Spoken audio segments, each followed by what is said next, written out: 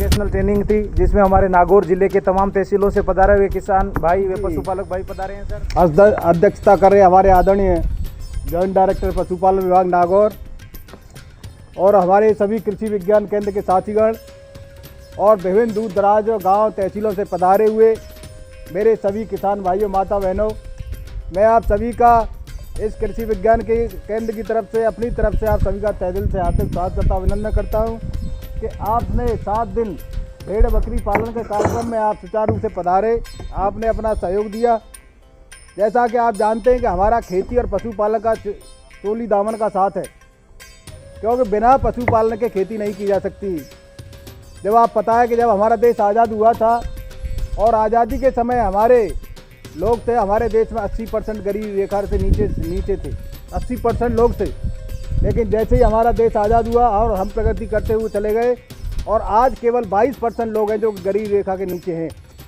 और आज भी हमारे देश की किसान है वो रीढ़ की हड्डी है, क्योंकि जब हमारी रीढ़ की हड्डी टूट जाती है तो हमारा चल फिर नहीं पाते। ऐसे ही हमारा देश का विकास, जब तक हमारे किसान का विकास नहीं होगा तब तक हमारे देश का भी विकास नहीं हो सकता है, क्योंकि हमारे किसान के खेतों खलिहान से होकर ही हमारे देश का विकास निकलता है।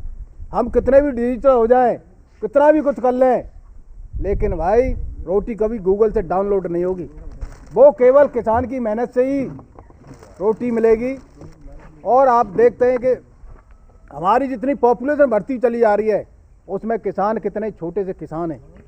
और हमारे देश में 89% जो किसान हैं, कितना 89% लघु सीमांत किसान है, 12 करोड़ किसान है लघु सीमांत हैं।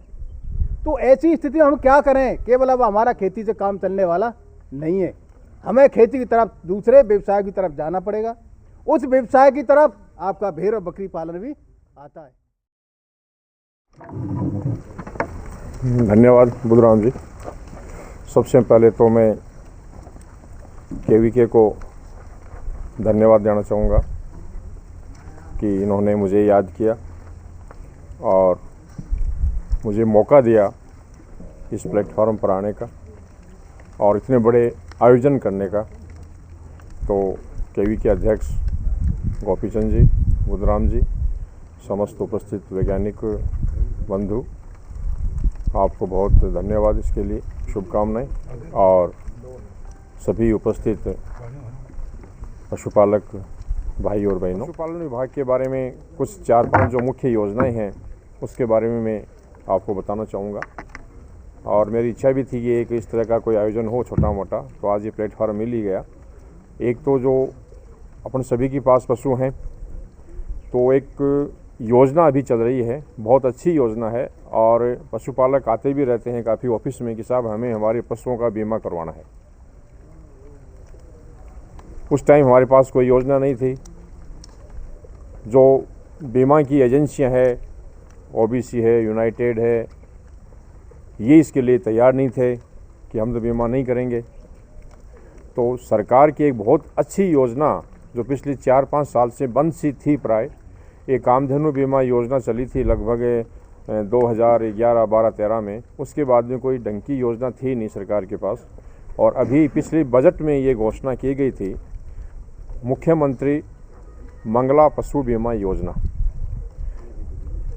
ये योजना बिल्कुल निःशुल्क है, इसमें किसी प्रकार का प्रीमियम पशुपालक को कहीं नहीं देना है, नंबर 1।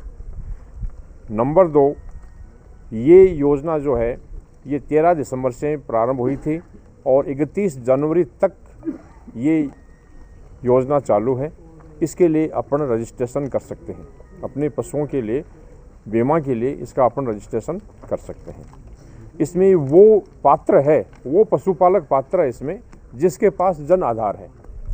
जिस परिवार में जन आधार है वो अपने एक जन आधार से 2 पशुओं का बीमा के लिए रजिस्ट्रेशन करवा सकता है।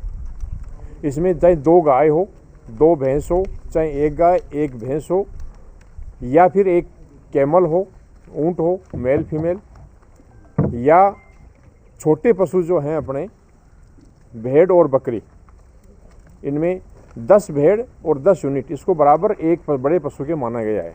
तो 10 बकरी या 10 भेड़ों का भी वो इसमें बीमा करवा सकते हैं।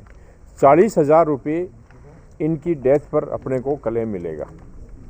एक छोटा जानवर है भेड़ बकरी, उसके एक जानवर पे 4,000 रुपये हैं, 10 पे 40,000 एक यूनिट मानी गई है।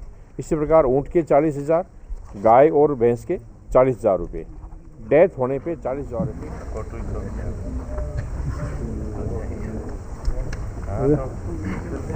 श्रीमती लीला जी,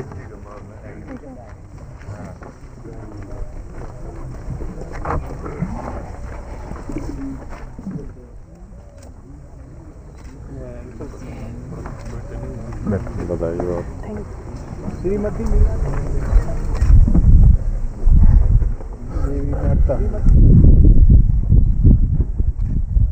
बैठता कि 3-4 लोग हैं बस। श्रीमती मंजू जी।